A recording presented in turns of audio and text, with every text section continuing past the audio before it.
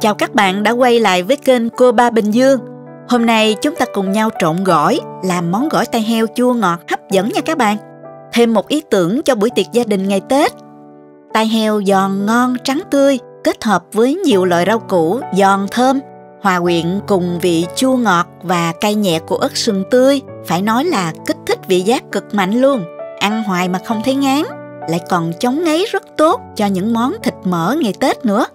Hoặc nếu thích ăn tai heo theo kiểu ngâm chua ngọt, bạn cũng có thể tham khảo cách mình làm, có link ngay bên dưới phần mô tả của video này nha. Nào chúng ta cùng vào bếp nha các bạn.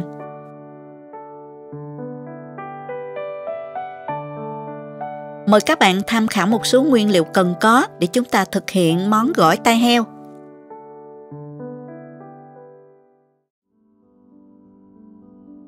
Tai heo và mũi heo này khoảng 1 kg đó. Mình mua về cạo và rửa sạch, cắt bỏ đi phần tai trong. Các bạn nên nhờ người bán làm giúp ha. Mình dùng muối và chanh chà sát bề mặt rồi rửa lại cho sạch nha. Cắt đôi nó ra cho dễ luộc ha. Tai heo này mình sơ chế sạch rồi nè các bạn. Bây giờ mình sẽ đi luộc tai heo. Cho khoảng 1,5 lít nước vào nồi. Cho tai heo vào luộc. Lượng nước phải ngập thịt nha các bạn.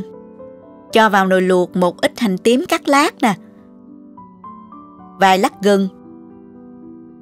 Nửa muỗng canh muối, nửa muỗng canh giấm và mình sẽ luộc với lửa vừa ha. Các bạn nhớ thăm chừng và trở thịt trong quá trình luộc nha. Trong lúc chờ đợi mình sẽ đi sơ chế các nguyên liệu còn lại. Hành tím này mình sẽ bào mỏng để phi vàng như vậy nè các bạn. Cà rốt thì mình sẽ bào vỏ ra và sau đó rửa sạch. Tiếp theo chúng ta cắt khúc ra khoảng 5 cm như vậy nè. Xẻ mỏng chừng 1 cm rồi sắn ra nhỏ như thế này. Mình dùng cái sắn răng cưa này sắn cho đẹp ha. Củ cải trắng này mình cũng làm tương tự nha.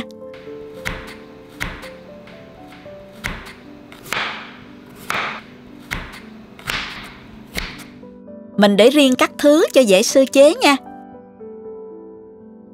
Dưa leo thì mình để nguyên vỏ xanh, lấy phần bên ngoài và cắt bỏ đi phần ruột dưa để dưa không bị ra nước và giòn hơn.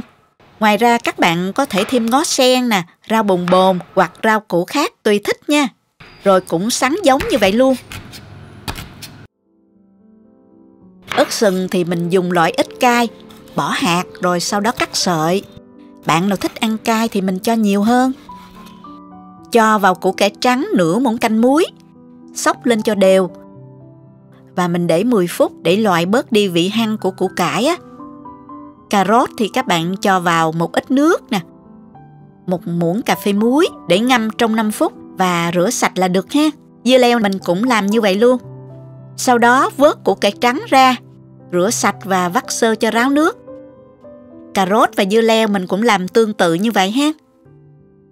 Bây giờ mình sẽ cho tất cả rau củ vào chung để ngâm giấm đường cho nó ngấm trước nè. Cho vào 4 muỗng canh đường. Trộn đều lên và mình chờ khoảng 10 đến 15 phút. Tiếp đến là mình cho vào 4 muỗng canh giấm rồi trộn đều lên. Tỷ lệ giấm đường tính theo muỗng canh là 1:1 nha các bạn. Bạn nào làm nhiều rau củ thì cứ nhân lên mà làm ha. Các bạn có thể ngâm giấm đường trước qua đêm, ngày hôm sau mình trộn gỏi cũng rất ngon nha. Mình cắt hành tây theo chiều ngang để có những khoanh tròn đẹp. Các bạn có thể cắt dọc cũng được, tùy thích nha. Cắt dày một chút nha các bạn. Và mình cho qua ngâm trong nước đá để hành được giòn hơn và giảm bớt đi vị hăng. Xong rồi mình vớt ra. Cho vào 1 muỗng canh đường và 1 muỗng canh giấm. Trộn đều. Để đây cho hành ngấm nha. Cắt rau thơm ra to to như thế này để rau không bị đen và nhũng lúc trộn gỏi.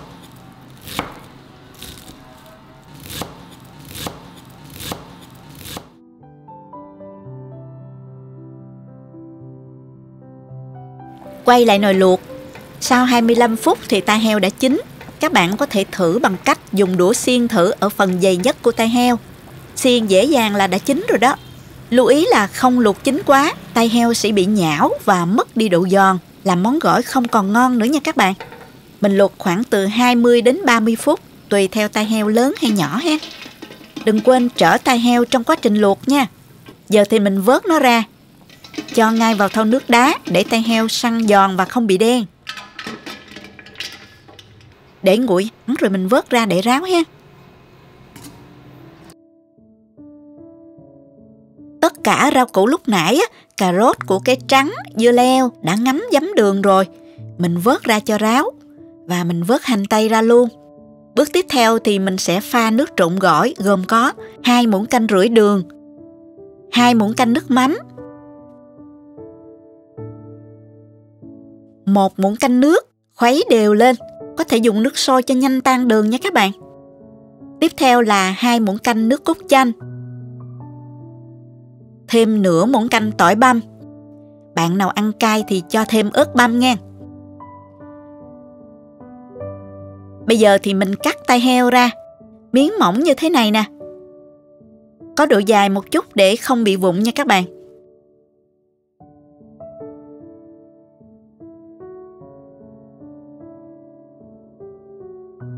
Cái gân này giòn lắm luôn nè.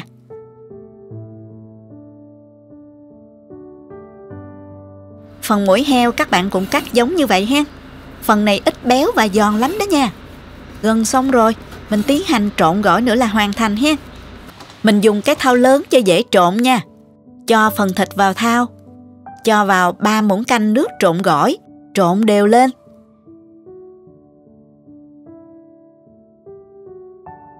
Chờ 10 phút cho tai heo thấm. Như vậy mới ngon nha các bạn. Tiếp theo mình cho tất cả rau củ vào. Trộn đều lên. Cho ớt sừng vào trộn chung. Chan thêm 1 muỗng canh nước trộn gỏi cho thêm đậm đà nè. Lúc này các bạn có thể nêm nếm tùy khẩu vị gia đình các bạn nhé. Bạn nào thích vị chua nhiều hơn chút thì mình thêm chanh hết. Cho rau thơm vào cuối cùng trước khi bắt đầu ăn để rau giữ được mùi thơm lâu và không bị đen nha các bạn. Nhìn hấp dẫn nên thèm quá luôn các bạn ơi.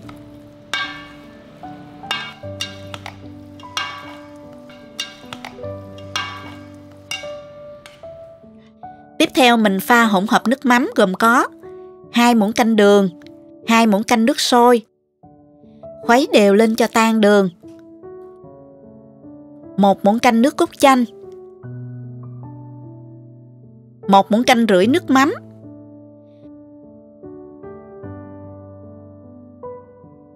Khuấy đều và cho tỏi ớt băm vào sau cùng. Như vậy là mình đã chia sẻ xong món gỏi tai heo thơm ngon nhất mà mình đã từng làm rồi đó các bạn. Mình gắp gỏi ra đĩa nè.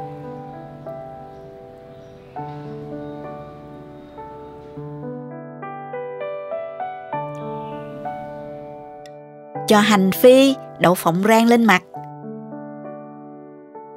Gỏi được dùng kèm bánh phồng tôm, nước mắm chua ngọt nữa nha. Miếng thịt chín mềm nhưng không bị nhão nha. Phần mỡ của tai heo vừa phải giúp gỏi béo khi ăn. Mỡ này không ngấy mà rất giòn nha. Chấm thêm chút nước mắm cho đậm đà nè. Ngon lắm các bạn ơi. Dùng kèm với bánh phồng tôm nè. Gắp gỏi cho vào. Chan thêm một ít nước mắm nữa.